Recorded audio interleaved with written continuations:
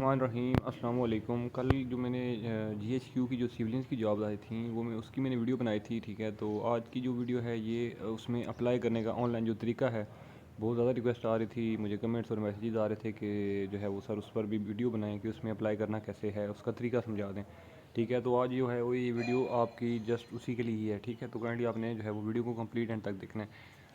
तो जो सबसे पहला स्टेप है जी, ठीक है, आपके सामने कुछ इस तरह से इंटरफेस ओपन होगा, ठीक है। यहाँ से आप इसकी जॉब भी जो है वो रिटायरमेंट डाउनलोड भी कर सकते हो।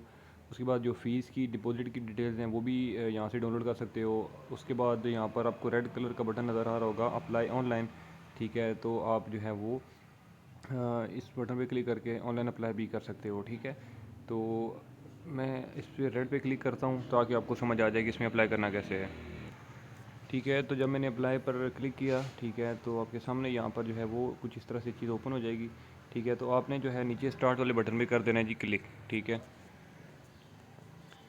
तो जो ही स्टार्ट वाले बटन में हम करेंगे क्लिक, ठीक है, तो यहाँ पर आप देख सकते हो जी कि आपके सामने यहाँ पर ये 5-6 किस्म के स्टेप्स हैं। सबसे ऊपर अपना आईडी कार्ड नंबर लिखना है, उसके बाद नीचे अपना जो डोमिसाइल है आपका, मीन्स के पंजाब का है, सिंध का, केपी का, मीन्स के और बलूचिस्तान का, जहाँ का भी है, ठीक है, वो आप सेलेक्ट करें। उसके बाद अपना डिस्ट्रिक्ट सेलेक्ट करें, जेंडर सेलेक्ट करें, उसके बाद रिलीजन, डिसेबल पर्सन है तो यस नो कर दें, ठीक है। उसके बाद नीचे आपने ये वेरिफिकेशन कोड लिखा है जी, ठीक है, ये आपने लिखना है। और उसके बाद आपने जो है वो नेक्स्ट वाले बटन पे करना है क्लिक, ठीक है। टोटल ये 5 स्टेप्स हैं, ठीक है। तो आपने वन बाय वन एक एक स्टेप को कंप्लीट फिलअप करते जाना है, ठीक है। तो मैं फ़र्स्ट स्टेप आपको बता दिए, इसको मैं फिल करता हूँ, उसके बाद हम नेक्स्ट स्टेप पे चलते हैं, फिर मैं आपको बताता हूँ। तो यहाँ पे आप जैसा कि देख सकते हैं जी, मैंने जो है वो अपनी डिटेल्स यहाँ पर मेंशन कर दी हैं, ठीक है। आपको जस्ट समझाने के लिए मैं कर रहा हूँ, ठीक है। तो उसके बाद आपने नेक्स्ट वाले बटन पे कर देना है जी क्लिक। अब नेक्स्ट जो स्टेप हमारे पास है जी, इस स्टेप ये मुझे कह रहा है कि अब जिस पोस्ट के लिए अप्लाई कर रहे हो वो पोस्ट यहाँ पर सिलेक्ट करो, ठीक है। तो मैं वो यहाँ पर सिलेक्ट कर लेता हूँ। अब आपके सामने असिस्टेंट है, स्टैटिस्टिकल असिस्टेंट है, स्टेनोटाइप है, यूडीसी, एलडीसी, टेक्नीशियन है, फोटोग्राफर है, ड्राफ्ट्समैन है, सुपरवाइज़र, मीन्स की जो भी आपकी मीन्स की डिज़ायर जॉब है उसके ऊपर आप क्लिक कर सकते हो और उसको सिलेक्ट करना है आपने, ठीक है।